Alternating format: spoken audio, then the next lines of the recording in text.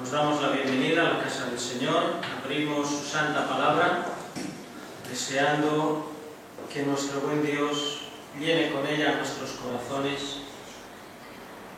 y de esa abundancia nuestras vidas después puedan andar como al Señor le agrada. Este es el propósito. No abrimos la palabra simplemente para adquirir conocimientos, sino para que la palabra del Señor trabaje en nuestras vidas, nos santifique, nos edifique, nos ayude a caminar fielmente y nos prepare para el día que estaremos con el Señor.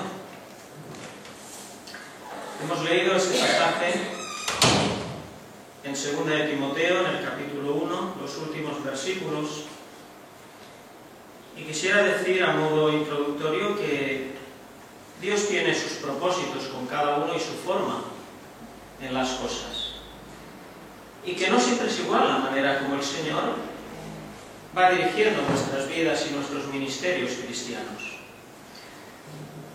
Cuando en el programa de la Iglesia pues tienes que preparar un pensamiento devocional o un mensaje que compartir con los hermanos, buscas del Señor, que es aquello que Él quiere para su pueblo, aquella palabra que nos ha de confortar, que nos ha de edificar, y nunca sabes exactamente de la manera como el Señor te traerá este mensaje. A veces es en un tiempo que tú tienes personal, devocional con el Señor, y en este caso, pues este pensamiento que os voy a compartir en esta mañana, esta predicación de la palabra del Señor, el Señor me lo trajo al corazón escuchando el devocional que una hermana compartía aquí en la iglesia un viernes. No hace muchas semanas, la hermana Maribel nos estuvo comentando en el tiempo de oración acerca de la misericordia de Dios. Y nos estuvo hablando de la misericordia de Dios que todos necesitábamos en diferentes facetas de nuestra vida, en el orden personal, en el familiar, por causa de la salud, por causa de tantas cuestiones que hay en la vida. Y uno de los versículos, leyó unos cuantos, para ilustrar todo lo que ella pues, nos iba comentando. Uno de los que leyó fue este. Y cuando leímos en el versículo 18, pensé, aquí está. Esto es lo que quisiera compartir con los hermanos y en la gracia del Señor podamos hacerlo en esta mañana. Estos versículos que hemos leído nos sitúan en un momento histórico. El apóstol Pablo, sabemos que tenía un ministerio itinerante, iba predicando la palabra del Señor por los lugares, era un evangelista que predicaba la palabra del Señor, las almas se convertían y plantaba iglesias allí donde estaba. Eso hizo que tuviera todo tipo de experiencias a lo largo de su ministerio, experiencias de bendición, gratificantes y experiencias muy dolorosas también. Y aquí, hablando a Timoteo, cuando le escribe esta segunda carta, que era un tiempo en que el apóstol Pablo estaba preso,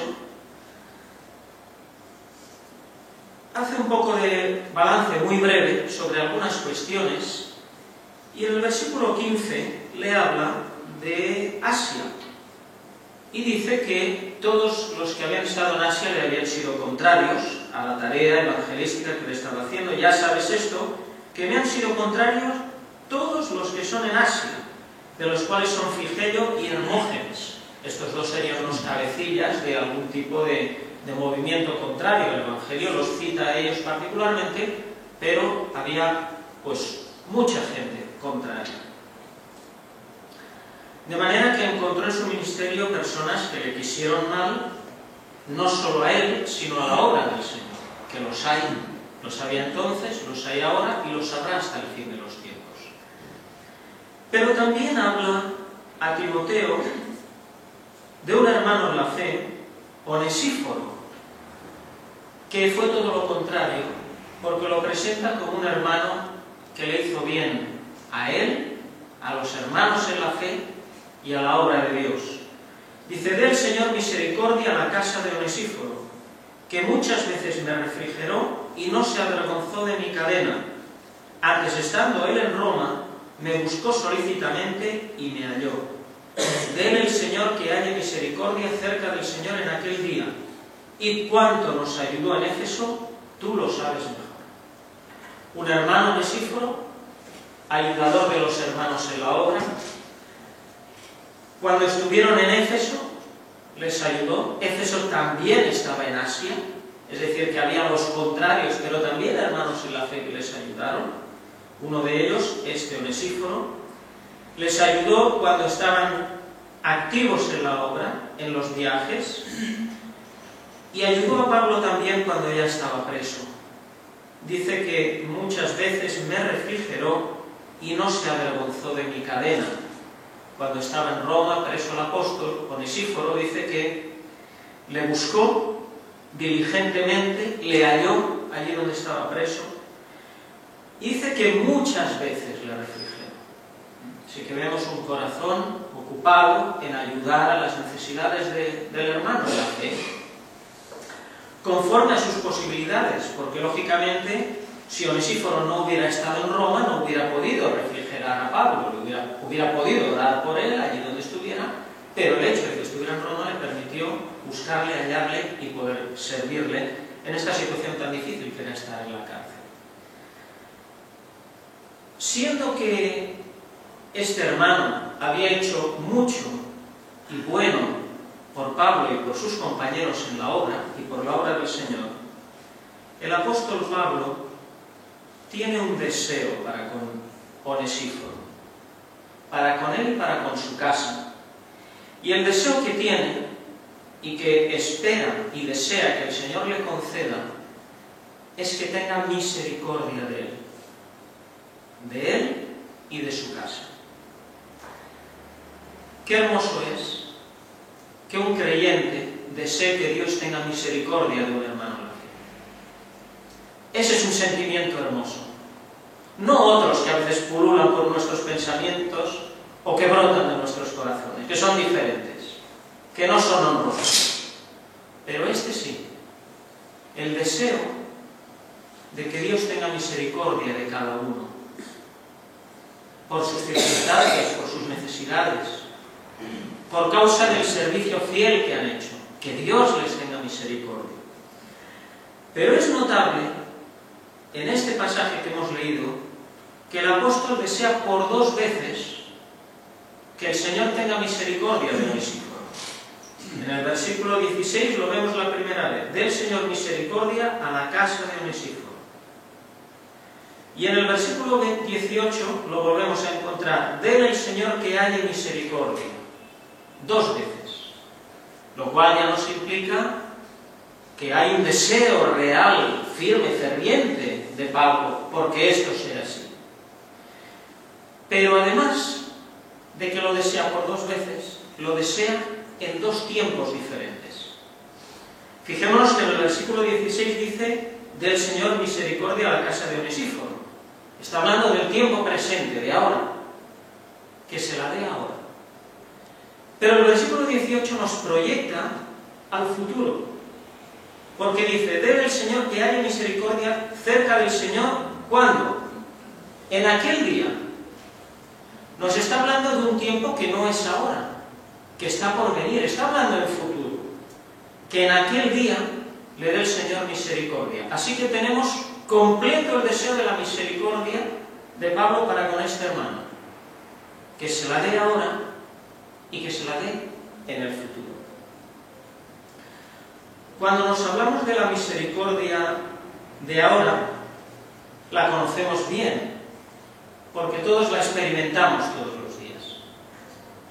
Sabemos que por la misericordia del Señor, el Señor Jesús murió por cada uno de nosotros y nos ha salvado. Así lo dice Pedro en su primera carta, en los primeros versículos. Por la misericordia del Señor somos salvos. Sabemos que por la misericordia del Señor, habiendo el Señor Jesús muerto por cada uno de nosotros en la cruz del Calvario y derramado su sangre preciosa, por esa misericordia hemos podido creer al Evangelio. Que no es del que quiere ni del que corre, como dice el apóstol Pablo escribiendo a los romanos, sino de Dios que tiene misericordia. Es por esa misericordia que hemos creído al Evangelio. Que nadie se gloríe pensando que han sido sus capacidades, o su esfuerzo, o su intento. Y es por la misericordia del Señor que podemos estar en pie hasta el día de hoy, y por ella el Señor está haciendo una obra en nuestras vidas. Si miramos en el Salmo 94, en el versículo 18, fijémonos cómo nos dice la palabra del Señor. Cuando yo decía, mi pie resbala, tu misericordia, oh Jehová, me sustentaba. ¿Qué es lo que sostiene la vida del creyente en la presencia del Señor? La misericordia del Señor. Que Él tiene misericordia de nosotros. No es nuestra capacidad de sostenernos, nuestra experiencia, nuestra vitalidad, nuestros conocimientos. El que hasta el día de hoy estemos en pie y no hayamos resbalado, es por la misericordia del Señor que nos ha tenido y que nos tendrá hasta el fin. Y si miramos en el Salmo 119, el versículo 124 nos dice: haz con tu siervo según tu misericordia y enséñame tus estatutos. La obra que Dios hace en cada uno de nosotros y la que quiere hacer a través nuestro está fundamentada en la misericordia de Dios, no en las capacidades de nadie, ni en que a lo largo de los años hayamos adquirido mucha experiencia, mucha solvencia espiritual, podríamos decir. ¿Qué solvencia espiritual? Eso no existe.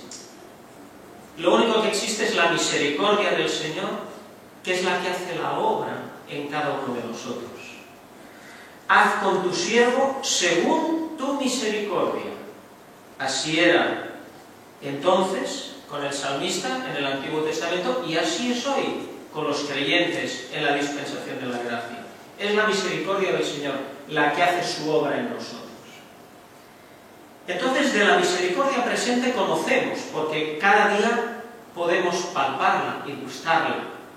Y vemos, como comentábamos también el viernes, todo lo que no nos ocurre por la misericordia del Señor. Todas las cosas que a lo largo del día Dios nos guarda porque tiene misericordia de nosotros. Todas las bendiciones que nos da porque tiene misericordia de nosotros. Pero entonces, cuando Pablo desea para Onesíforo la misericordia del futuro, ¿esto qué es? ¿Cuál es la misericordia de aquel día? Porque esta no la conocemos porque aún no hemos llegado allí. Aún no hemos alcanzado ese día en el que habrá esa manifestación de la misericordia de Dios. ¿Qué significa la misericordia de aquel día? ¿Cómo será? ¿Qué es aquel día? Cuando el Señor nos dice en este versículo que haya misericordia cerca del Señor en aquel día, lo primero que habríamos de ubicar es aquel día cuando es, ¿verdad? Y lo primero que habríamos de decir es que cuando está haciendo esta referencia a ese tiempo futuro, nos está proyectando al día en que ya estaremos con el Señor en el cielo, en que ya habremos entrado en el tiempo eterno, en que nuestros días ya no se medirán por el día y la noche como ahora, ni estaremos sujetos a las cosas que estamos ahora, a estas enfermedades que padecemos, a todas estas problemáticas. Estaremos ya en el cielo con el Señor, que es la esperanza ciertísima de todos los que hemos creído en el Señor Jesús como nuestro Salvador. No solo que aquí tenemos una salvación con nuestro Dios que nos acompaña, porque somos hijos de Dios, sino que un día estaremos en el cielo. Y la importancia que esto tiene para nosotros, que el apóstol Pablo escribe: si en esta vida solamente esperásemos en Cristo, ¿qué? los más miserables somos de todos los hombres. No esperamos solo aquí, esperamos un día estar en el cielo con el Señor. Así que cuando nos habla de aquel día, nos está presentando la palabra del Señor, cuando ya estaremos con el Señor en el cielo. Pero además de presentarlo de una manera genérica, el tiempo eterno, también lo concreta en un momento particular de esa eternidad, en un día concreto de ese tiempo en el cielo con el Señor. En esta misma epístola, por 3 veces, el apóstol Pablo utiliza la expresión en aquel día. En el versículo 12 de este capítulo primero, dice: por lo cual asimismo padezco esto, mas no me avergüenzo, porque yo sé a quién he creído, y estoy cierto que es poderoso para guardar mi depósito para aquel día. ¿Qué nos está diciendo aquí el apóstol Pablo? Que el Señor es poderoso para guardarle en la fe, en el fiel servicio cristiano, hasta aquel día, hasta el día que esté con el Señor. Esto es lo que nos está diciendo. Nos está presentando el cielo y la eternidad de una forma global. Luego hay este versículo que hemos leído, el 18, y después en el capítulo 4, en el versículo 8, ya nos concreta un poquito más aquel día. Porque dice: por lo demás, me está guardada la corona de justicia, la cual me dará el Señor, juez justo, en aquel día. Y no solo a mí, sino también a todos los que aman su venida. Nos concreta aquí ya un poco más el concepto aquel día, porque nos habla de coronas y nos habla de que el Señor es juez justo. Así que cuando nos quiere hablar de aquel día en una perspectiva de futuro, nos enseña que hay unas coronas allí que el Señor da y nos presenta al Señor como un juez justo. Y este concepto coronas y este concepto juez justo unido nos lleva a un día muy concreto que habrá en la eternidad cuando estemos con el Señor en el cielo. Y ese día es el día del tribunal de Cristo. Porque sabemos, los creyentes, conforme la palabra nos enseña y que ahora veremos, que hay un día en que todos los que hemos creído en el Señor Jesús como nuestro Salvador y habremos ido al cielo, en esa salvación y esperanza de gloria que el Señor Jesús nos da, ciertísima y que no se pierde, cuando estemos allí, habrá un día en que estaremos en el tribunal de Cristo. Todos estaremos allí. Y allí el Señor Jesús hará un juicio de la vida de cada uno de nosotros, que no será, como sabemos muy bien, un juicio condenatorio, porque todos los que estaremos allí, por la gracia del Señor, somos salvos y estaremos con Él para siempre. Ninguno de los que estaremos en el tribunal de Cristo se condenará, pero sí que el Señor Jesús valorará lo que ha sido nuestra vida, eso sí, y la juzgará. Por eso habla del juez justo, que dará coronas, recompensas a sus hijos en aquel día. Así que sabemos que un día estaremos en ese tribunal de Cristo. Y entonces, el pensamiento hermoso de que Pablo, deseando bien para Onesíforo, lo que desea es que el Señor Jesús, en aquel día, que es en su tribunal, le tenga misericordia. ¿Y cómo será la misericordia del Señor en el tribunal de Cristo? Porque nosotros relacionamos la misericordia con el concepto de nuestras miserias de aquí, que de hecho, misericordia es lo que significa, de miseri y de cardias, el corazón con el pobre, Dios apiadándose de nuestras pobrezas, de nuestras miserias, de nuestra pequeñez, de nuestras flaquezas. Pero entonces pensamos, sí, pero en el cielo, cuando estemos en el tribunal de Cristo, no seremos como ahora aquí, ¿verdad?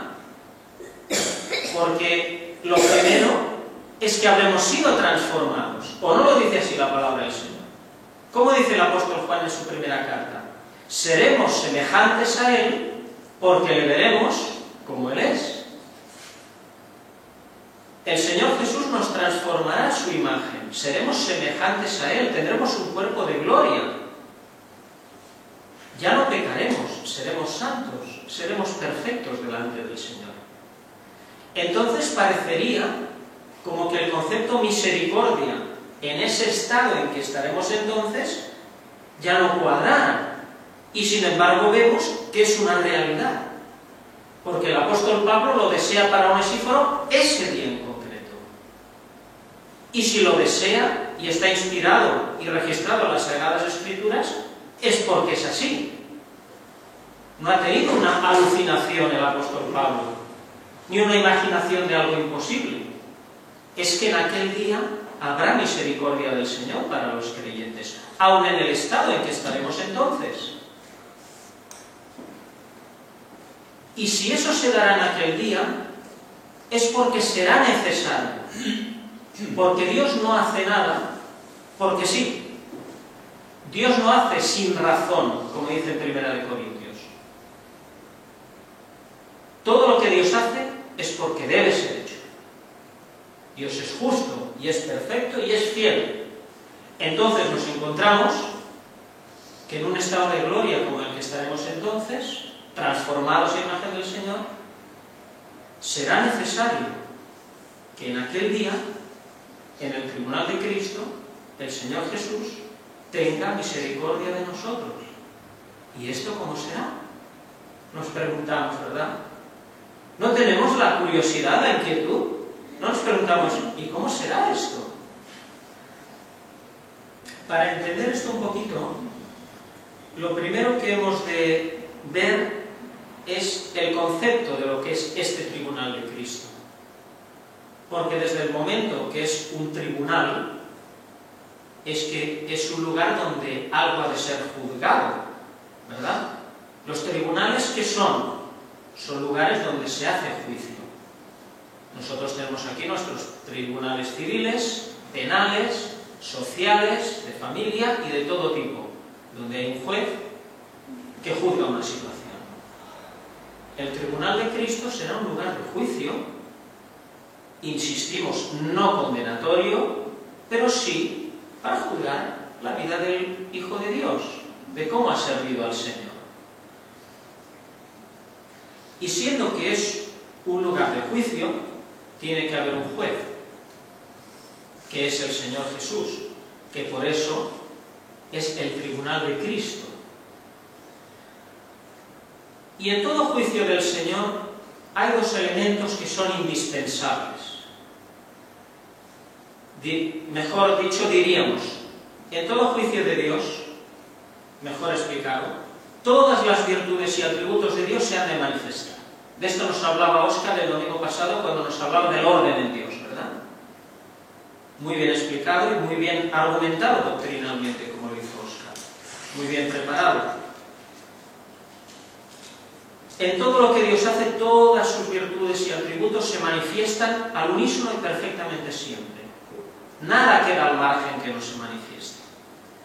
Pero cuando Dios juzga, hay dos manifestaciones imprescindibles absolutamente, aunadas a todas las demás, pero que se manifiestan como aquel que dice, sin esto es imposible. Una es la justicia, porque Dios cuando juzga ha de ser justo. Por eso el apóstol Pablo, aquí, cuando remite en 2 Timoteo 4:8 al tribunal de Cristo, habla del juez justo. La corona que me está guardada, que me dará en aquel día el Señor juez justo. ¿Por qué le califica así? Porque la justicia es indispensable en todo juicio de Dios. Justicia perfecta y absoluta. Y el otro elemento absolutamente indispensable en todo juicio de Dios es la misericordia, que se manifiesta en todos los juicios de Dios, desde el principio hasta el fin, y que no puede ser de otra manera. De forma que el apóstol Santiago, en su carta, en el capítulo 2 y en el versículo 13, nos dice: porque juicio sin misericordia será hecho con aquel que no hiciere misericordia, y la misericordia se gloría contra el juicio.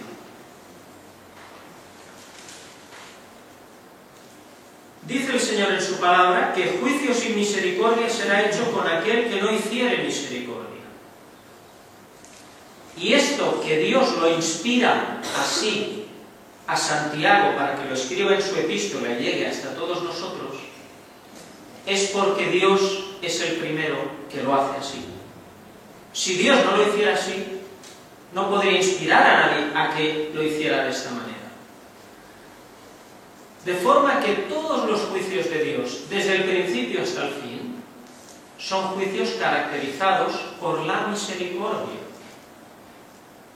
De tal punto que dice que la misericordia se gloría contra el juicio.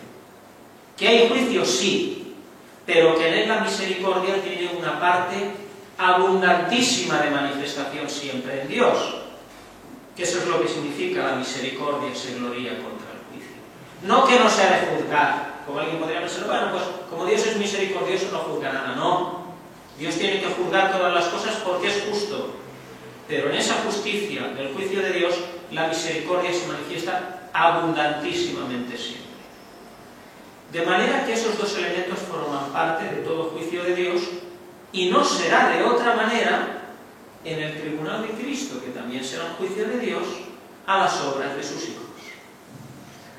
Entonces tenemos que, ya vemos asentado que la misericordia allí tiene que estar, porque forma parte de todo juicio de Dios, ¿verdad?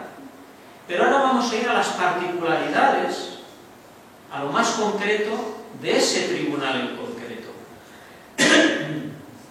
Y vamos a ir a la epístola a los Romanos,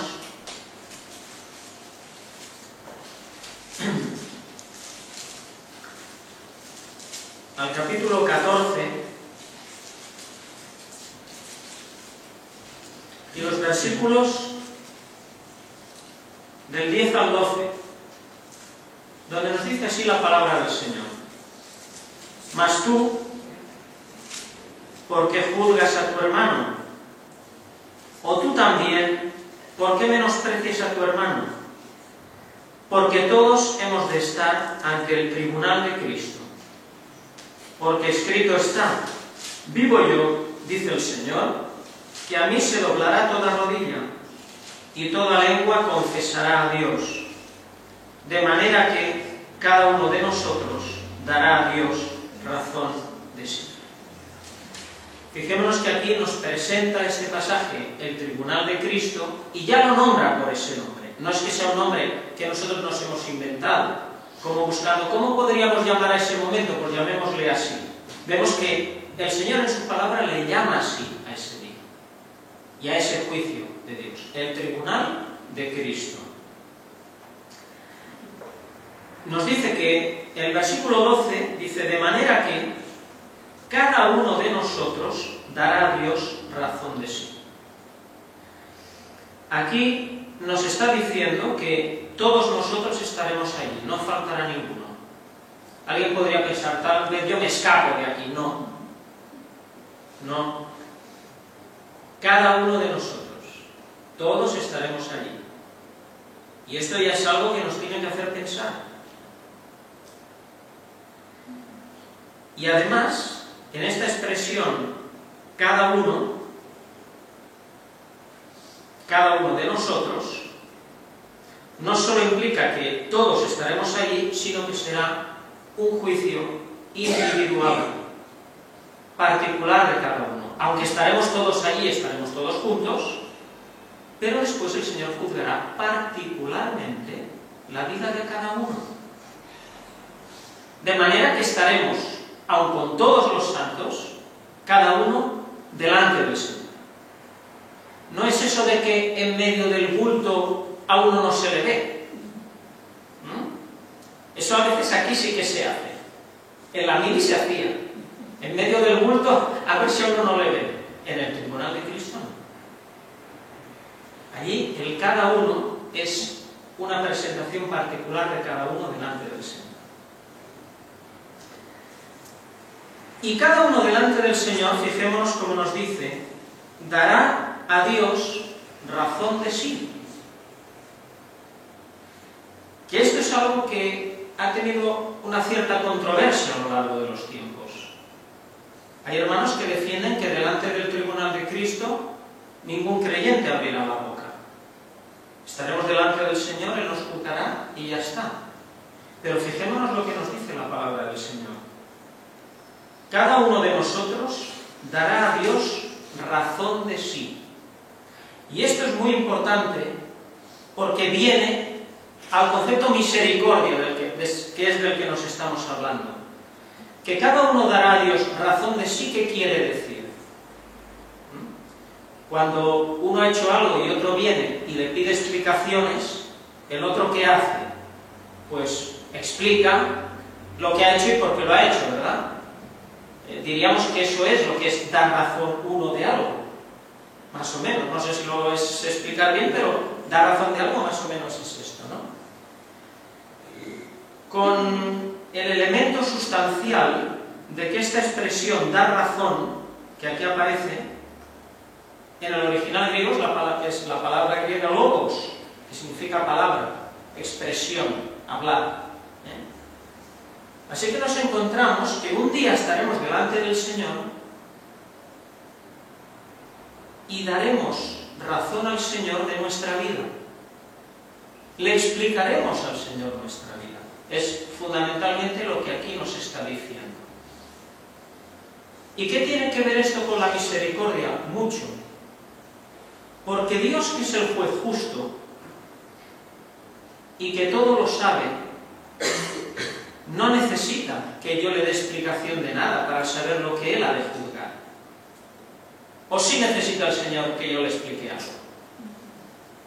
¿No sabe Dios todas las cosas? De mi vida, de la tuya, de los que vivieron hace 1000 años, de Adán, del último hombre que nacerá sobre la faz de la tierra. Ya antes de que nazca, Dios lo sabe todo de esa vida. Dios lo sabe todo de todos. No sería necesario que yo le tuviera que dar un relato de mi vida para que entonces el Señor juzgue. Eso sí que lo necesitan los jueces aquí. Porque si tú le das una explicación, Él no sabe qué ha de juzgar. Con el Señor no, Él todo lo sabe. Entonces la misericordia del Señor, en ese día en su tribunal, una de las manifestaciones que tendrá es que cada uno de nosotros podremos dar a Dios razón de nuestra vida. Porque Dios podría decir, no necesito que me expliques nada. Tú vienes aquí, yo sé perfectamente cuál ha sido tu vida, aplico el juicio a eso y se acabó. Como decía mi abuela, y se acabó. Pero no. Dios en su misericordia me dirá, explícame. Porque eso forma parte de la misericordia de Dios con el hombre. Desde siempre. Porque es que en Edén fue así. Cuando el hombre pecó y Dios sabía lo que el hombre había hecho, lo que había hecho Adán, lo que había hecho Eva, ¿qué es lo que Dios le dice al hombre? ¿Qué has hecho? Le pregunta.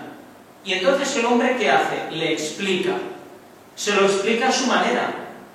Y como le conviene un poco explicarlo, pero le da razón. ¿O no es eso la razón? ¿No ocurrió en Edén? ¿No dio el hombre razón de lo que había hecho? Y Dios le había preguntado, ¿qué has hecho? Se lo pregunta a Adán, se lo pregunta a la mujer, teniendo misericordia de ellos. Eso ocurrió en el Edén. Pero eso ocurrió después con Israel también. Israel, el pueblo que Dios había escogido, al cual había de dar su palabra, que habían de preservar su palabra, y del cual pueblo Dios lo había escogido especialmente. ¿Por qué? Porque de ese pueblo había de venir ¿quién? El Señor Jesús. Dios escogió ese pueblo, no porque fuesen los mejores de todos los pueblos, ya lo dijo el Señor, con el propósito de que de ese linaje, que era el linaje de Abraham, de ese linaje que vendría al pueblo de Israel a través de los 12 hijos de Jacob, viniese el Señor Jesús. ¿Qué pasó con Israel a lo largo del tiempo? Que se fue apartando de los caminos de Dios, fue cayendo en el pecado, llegó a la idolatría, y Dios tuvo que castigar a ese pueblo. Y Dios tuvo que juzgarles por cómo habían vivido y andado como pueblo delante de Él, teniendo la ley que habían tenido. Y cuando Dios tuvo que juzgar a Israel, ¿cómo lo hizo? Vayamos a Isaías, al capítulo 43.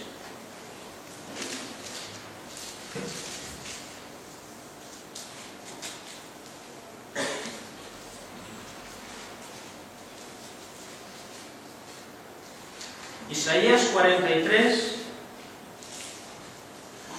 los versículos 25 y 26. Fijémonos cómo el Señor habla a Israel acerca de todo lo que habían hecho. Yo soy el que borro tus rebeliones por amor de mí, y no me acordaré de tus pecados. Hazme acordar, entremos en juicio juntamente, relata tú para abonarte.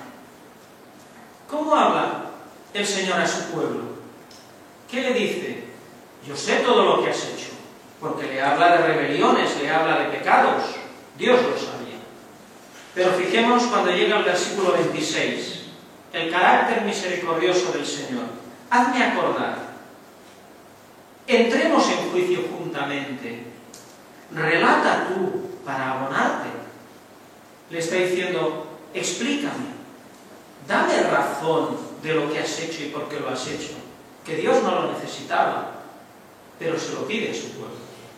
Le tiene misericordia. Que le dé las explicaciones, que pueda exponer. Fijémonos que ocurrió en Edén, que ocurre con Israel, y no ocurrirá con nosotros en el tribunal de Cristo.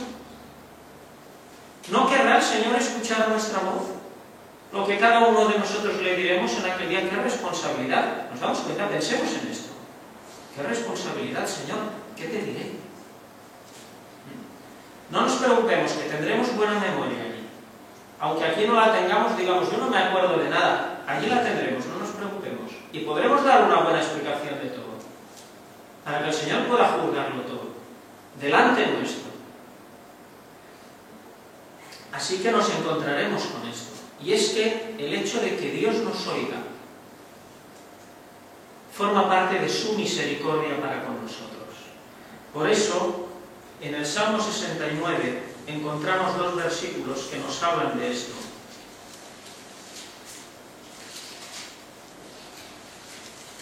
Salmo 69, el versículo 13, nos dice: Empero yo enderezaba mi oración a ti, oh Jehová, al tiempo de tu buena voluntad. Oh Dios, por la multitud de tu misericordia, por la verdad de tu salud, óyeme. ¿Por qué nos oye el Señor cuando le hablamos? Porque nos tiene misericordia. Así lo dice aquí. Oh Dios, por la multitud de tu misericordia, por la verdad de tu salud, óyeme. Podríamos decir, pero es que este texto está hablando de la oración, porque al principio dice, pero yo enderezaba mi oración a ti, oh Jehová. Sí, habla de la oración, pero es que la oración no es un hablar nuestro espiritual con Dios. ¿O qué es la oración? No es una conversación santa y pía. Luego, cuando nosotros hablamos y Dios nos oye, sea que hablemos en oración o en otra forma, siempre nos oye porque tiene misericordia de nosotros. Y en el versículo 16 de este mismo salmo dice: Óyeme, Jehová, porque apacible es tu misericordia. ¿Por qué el salmista puede decir óyeme? porque Dios tiene misericordia de él. Porque Dios nos oye siempre porque nos tiene misericordia. Y así será en el tribunal de Cristo. Nosotros relataremos al Señor y Él nos oirá. ¿Por qué nos oirá el Señor? Porque nos tendrá misericordia. Así que vemos una primera manifestación de la misericordia del Señor en el tribunal de Cristo. Pero hay otro elemento que es muy importante y que encontramos, vamos a 2 de Corintios, en el capítulo 5 y el versículo 10, que es un versículo muy conocido, que hace referencia al tribunal de Cristo y que dice, 2 de Corintios 5:10, dice, porque es menester que todos nosotros parezcamos ante el tribunal de Cristo, para que cada uno reciba según lo que hubiere hecho por medio del cuerpo, ora sea bueno o malo. Aquí hay un elemento que hemos de clarificar muy bien para no llevarnos a equívoco. Dice que es menester, es necesario que todos nosotros, lo que decíamos antes, parezcamos ante el tribunal de Cristo. Todos estaremos allí. Para que cada uno reciba según lo que hubiera hecho por medio del cuerpo, ora sea bueno o malo. Aquí tenemos el verbo reciba, recibir, que es lo que el Señor nos dará a cada uno de nosotros en función de lo que hayamos hecho, sea bueno o malo. Y esto es muy importante porque esta expresión recibir, dice reciba según lo que hubiera hecho, este recibir es un verbo griego que es el verbo komizo. Y esto significa que a uno se le dé aquello que merece. Simplemente. El niño que se porta mal, el padre le da una regañina, ¿verdad? Porque se lo ha merecido. El niño que se porta bien, el padre le felicita porque se lo ha merecido. Esto es lo que nos está diciendo. Que lo que cada uno merezcamos, según lo que hemos hecho, eso es lo que el Señor aquel día nos da. Y queda claro, no hay duda ni hay discusión. Pero lo que hemos de ver es que eso que merezcamos y que el Señor nos dará, será por causa de la misericordia de Dios también. Por la misericordia de Dios. Y uno dice, pues esto ahora ya no lo acabo de entender. Porque claro, en la lógica y en el orden humano, el que merece una cosa es porque se ha hecho acreedor a esa cosa, ¿o no? Luego, si se ha hecho acreedor a eso y lo merece, se le tiene que dar y ya está. Es como el que trabaja, ha cumplido sus horas y ha hecho su trabajo y merece su sueldo, le dan su sueldo y se va para su casa. Más contento que nunca porque lleva el sueldo en el bolsillo. Este es el sentido. Y en el orden humano, diríamos, esto es así. ¿Cómo entonces podemos entender que es por la misericordia de Dios que Dios nos da lo que cada uno merecemos? Si estamos hablando de un merecimiento, ¿cómo la misericordia? ¿Cómo se conjuga todo esto? En el orden humano es imposible, pero en el orden espiritual de Dios es perfectamente posible y ciertísimo, como ahora veremos. De manera que todo eso que merezcamos y que Dios nos dará y que recibiremos, como dice aquí, no será por nosotros, será por la misericordia de Dios con cada uno de nosotros. Y para entender esto mejor vamos a ir a 1 Corintios, al capítulo 3,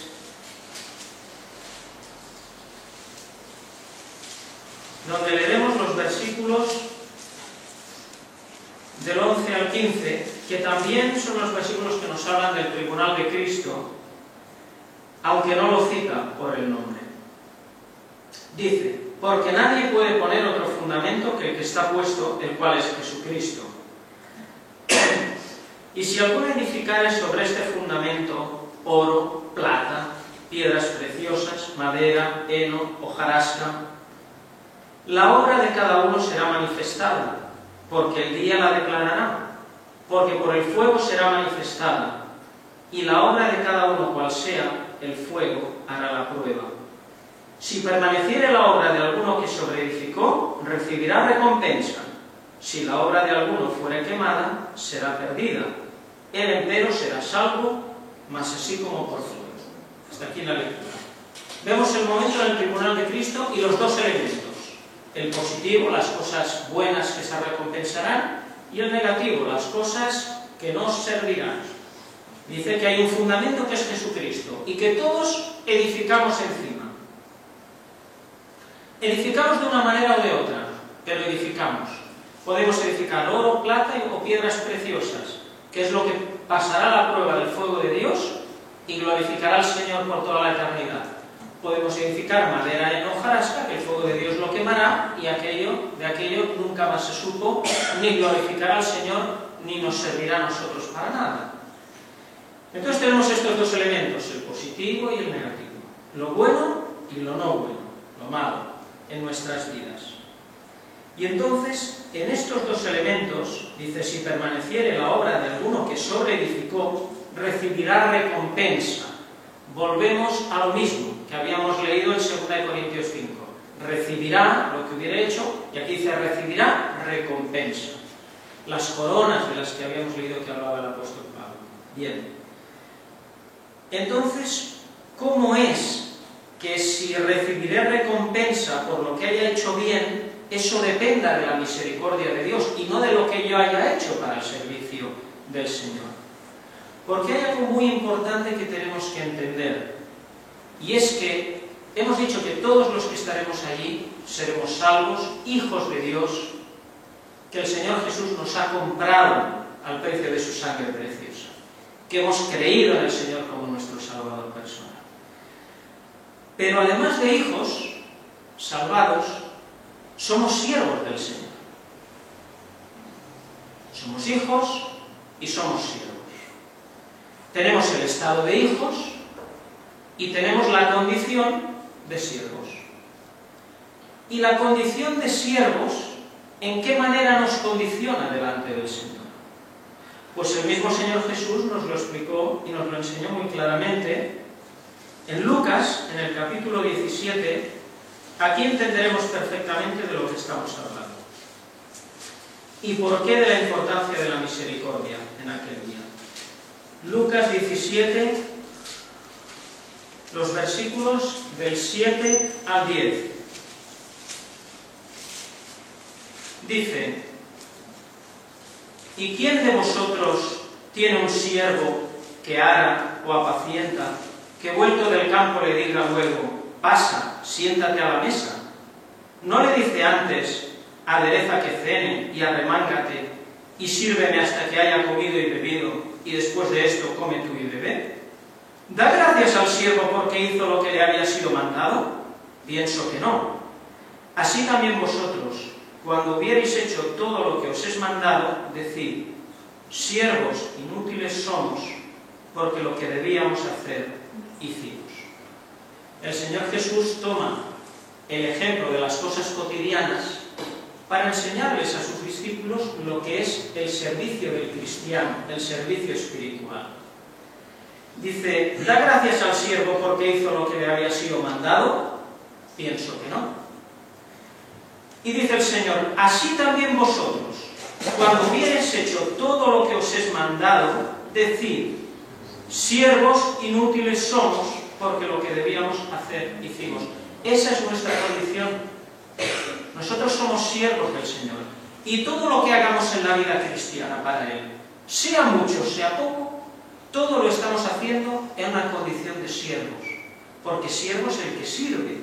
Y eso es lo que hacemos cuando hacemos algo para el Señor. Le estamos sirviendo a Él. Y el siervo, cuando hace lo que le ha sido mandado, que es lo que nosotros tendríamos que hacer todos los días delante del Señor, ¿qué debe decir cuando lo ha hecho? Siervos inútiles somos, porque lo que debíamos hacer, hicimos. ¿Ya está? Entonces, cuando uno ve este pasaje en la perspectiva del tribunal de Cristo, ¿qué ha de pensar?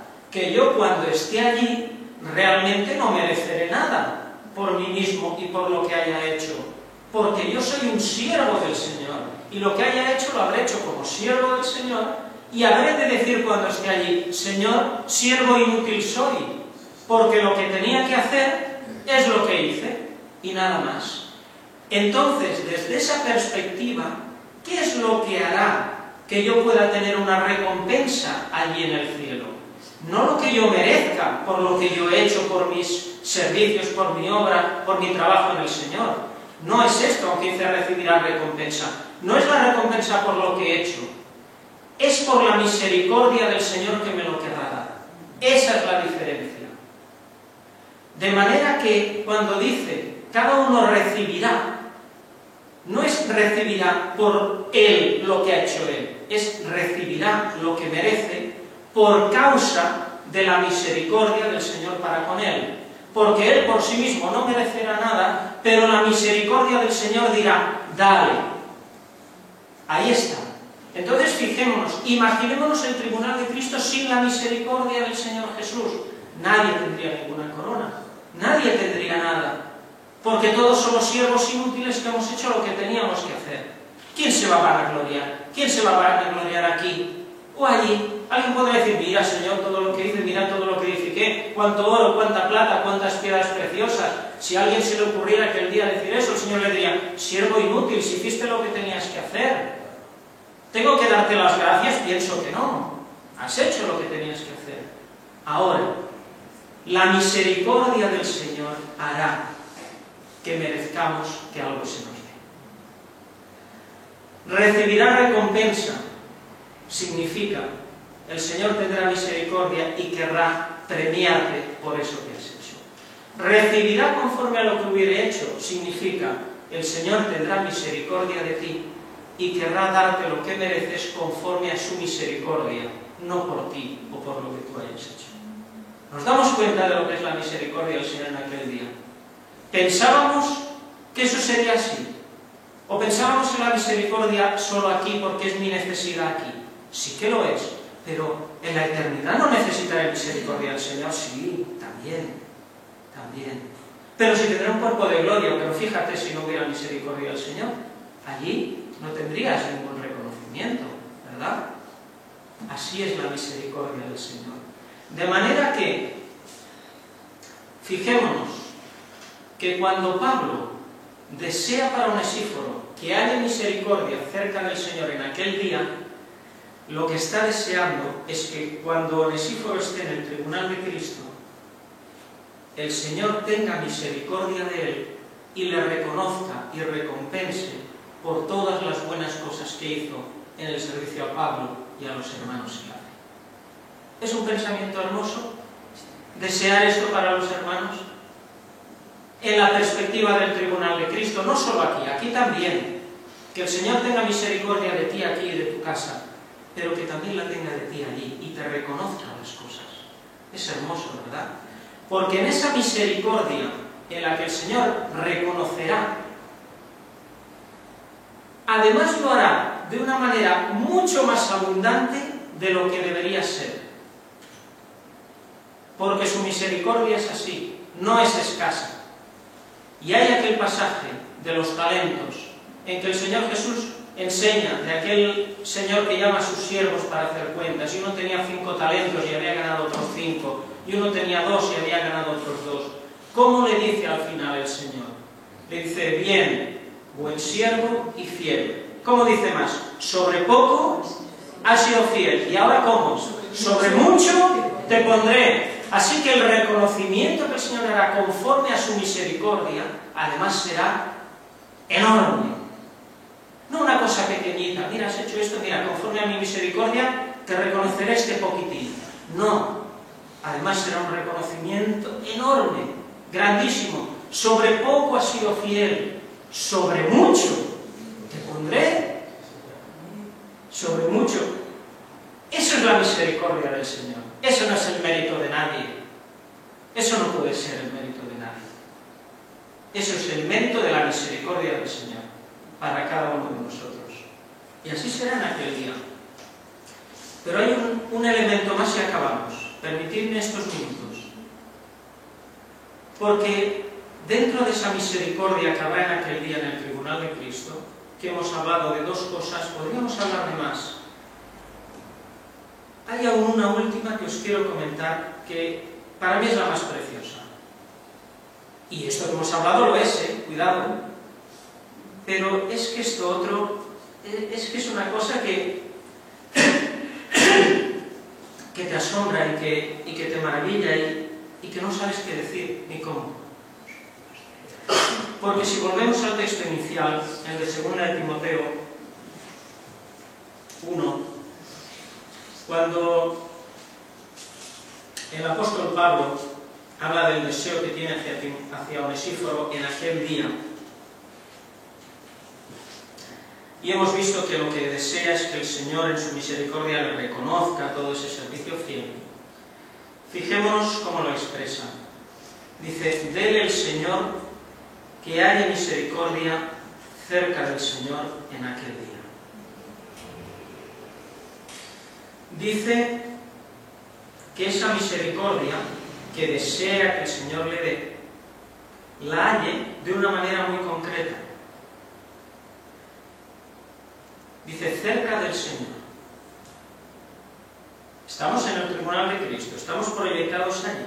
Estamos viendo la misericordia del Señor manifestándose en sus siervos. Pero ¿por qué dice cerca del Señor? Porque allí hemos dicho que estaremos todos. Todos estaremos allí, todos los hijos de Dios, todos los creyentes. Todos estaremos en la presencia del Señor, con lo que eso es. Que no nos podemos imaginar lo que será estar en la presencia del Señor. Pero aquí nos dice algo más. Nos dice cerca del Señor. Porque una cosa es estar en la presencia y otra cosa es estar cerca. Ahora imaginemos que hay una recepción aquí en el Palacio Nacional de Montjuic, por ejemplo, que tiene ese salón oval grande, y hay una recepción y está allí, quien queráis, el presidente de la Generalitat, el rey de España, quien sea, y somos invitados a esa recepción. Allí está el presidente, pongamos, el presidente Mas, está allí, presidiendo ese acto, y entonces, en el momento que entrásemos en la sala oval, estaríamos en la presencia de él, ¿verdad? Pero tal vez tuviéramos, ¿cuánto serán? ¿20 metros? ¿30? Es más grande incluso ese salón, pero sí. De distancia. Podríamos estar en su presencia, pero podríamos estar lejos, a una distancia considerable, de 30 metros, o 50, él dice que aún es más grande. 50 metros. Bien. Nadie podría decir que no estamos en su presencia. Pero si él nos dijera, aquel de allá, ven, ponte aquí, siéntate aquí a mi lado. Entonces diríamos, estoy en su presencia, pero además estoy como cerca, ¿verdad? Pues fijémonos aquí el deseo para Onesíforo, que esa misericordia la halle cerca del Señor. Esto de estar cerca, entendemos lo que significa. Hay algún pasaje de la Escritura que lo podríamos ver, pero por el tiempo no vamos a buscar mucho. Pero sí que hay algo muy importante, porque dice, debe el Señor que haya misericordia cerca del Señor. 2 veces utiliza la palabra Señor aquí, hemos visto. Debe el Señor que haya misericordia cerca del Señor. Lo dice 2 veces. Esto no es una redundancia, no es un error gramatical. Aquí está diciendo, cuando habla del primer Señor, está hablando del Señor el Padre. Y cuando dice la segunda del Señor, cerca del Señor, está hablando del Señor el Hijo, del Señor Jesucristo, que es el Señor de aquel tribunal. De manera que está diciendo, dele el Señor el Padre que haya misericordia cerca del Señor Jesús en aquel día. Este pasaje nos recuerda al del Salmo 110, que el Señor Jesús tomó en su día cuando hablaba con los fariseos, diciéndoles, dijo el Señor a mi Señor, siéntate a mi diestra hasta que ponga a tus enemigos por estrado de tus pies. ¿Por qué decía 2 veces, dijo el Señor a mi Señor? Porque estaba hablando del Padre y del Señor Jesús. Igual que aquí, Y entonces nos encontramos que el Padre tiene una potestad, que es disponer en aquel día la cercanía de un hijo suyo, del Señor Jesús. Que así nos dice, debe el Señor que haya misericordia cerca del Señor en aquel día. ¿Por qué esto es una atribución del Padre? Porque el mismo Señor Jesús lo dice así. Vamos a ver estos versículos porque son muy importantes. En Mateo, en el capítulo 20,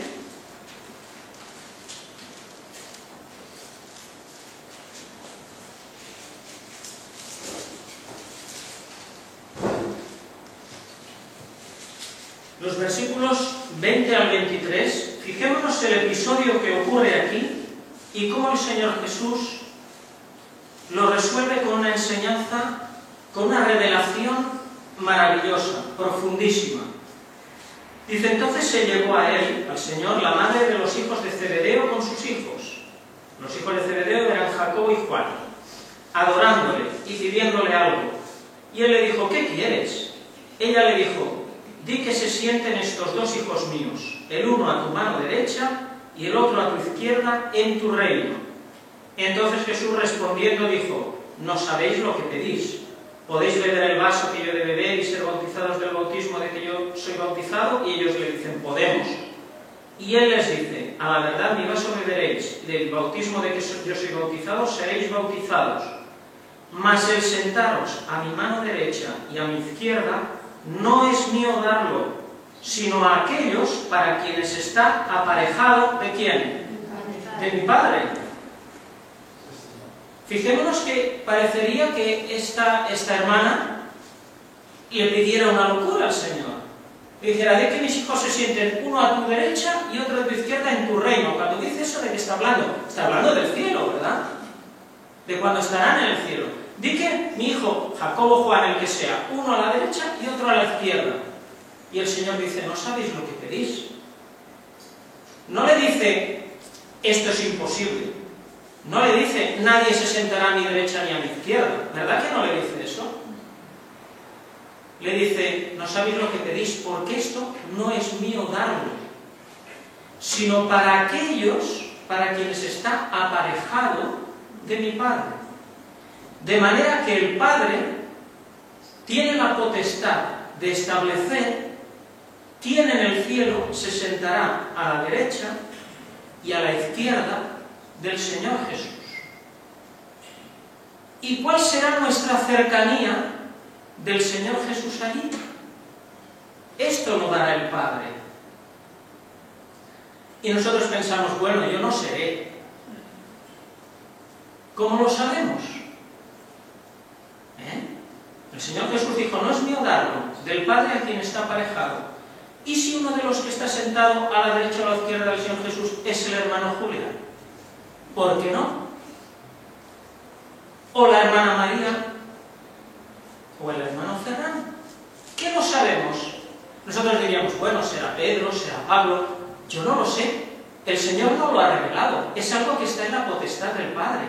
Pero alguien será. Y el Padre establecerá la cercanía que tendremos con el Señor Jesús allí en el cielo.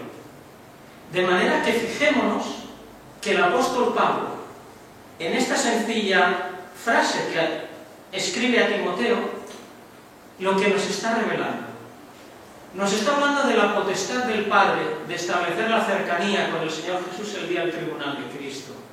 Y está diciendo que a Onesíforo el Padre le dé, que en aquel día esa misericordia que el Señor Jesús le dará recompensándole por las obras, que el Padre le dé, que la halle estando cerca del Señor Jesús, de los que estén allí cerca de Él. Pensemos qué deseo es ese para un hermano. Que yo deseara a un hermano, deseo para ti que seas de los que estén sentados a la derecha o a la izquierda del Señor Jesús. ¿Podría desear algo mejor para un hermano en la fe? Seguro que no. Porque eso será para siempre, para toda la eternidad. Y es la misericordia del Señor la que hará esto. Dele el Señor que haya misericordia cerca del Señor en aquel día. La misericordia es la que hará todo esto. Todo gravita alrededor de la misericordia manifestándose en aquel día. Así que no solo por ella el Señor reconocerá lo que hayamos hecho a su servicio y lo reconocerá abundantemente para su gloria, sino que además en esa misericordia establecerá lo cerca que estemos del Señor Jesús en aquel día. ¿Qué cosa? Con todo cuidémonos, porque también la misericordia se manifestará con aquel que todo le sea quemado y que sus obras serán quemadas. También ahí estará la misericordia de Dios. Y diríamos, bueno, pero en su misericordia podía salvar algo. No. El juez justo, todo lo que haya de ser quemado, lo quemará. ¿Y dónde estará la misericordia? Pues estará en que Dios, que es fuego consumidor, como dice en Hebreos, consumirá las obras, pero no consumirá al que las haya hecho. Por eso dice, Él será salvo, mas así como por fuego. Aquel que es fuego consumidor y que todo lo consumiría, consumirá una cosa, porque es justo, pero no consumirá al que lo haya hecho, porque es misericordioso. ¿Nos damos cuenta? La misericordia de Dios en el cielo, la misericordia de Dios en el tribunal de Cristo. Cuando alguien nos diga, no, la misericordia del Señor es para ahora, hemos de decir, sí, es para ahora, pero también allí, también yo allí necesitaré y querré la misericordia del Señor Jesús, para que alguna cosa, aunque sea una, pase la prueba del fuego y glorifique en aquel día al Señor Jesús. Y que pueda estar un poco cerca del Señor Jesús. Ya no el que esté más al lado, pero, Señor, cerquita. Un poco cerquita. Que además de estar en su presencia, y doy toda la gloria al Señor porque estaré en su presencia por toda la eternidad, porque Él me salvó, por su amor eterno, por su gracia maravillosa, me salvó. Además de estar en su presencia, Dios quiera que pueda estar un poco cerquita. Que Dios nos lo conceda, que nos gocemos viendo estas cosas que están por venir y que vivamos responsablemente preparándonos para esas cosas. Que Dios os tenga misericordia aquí y que Dios os tenga misericordia allí. Que así sea.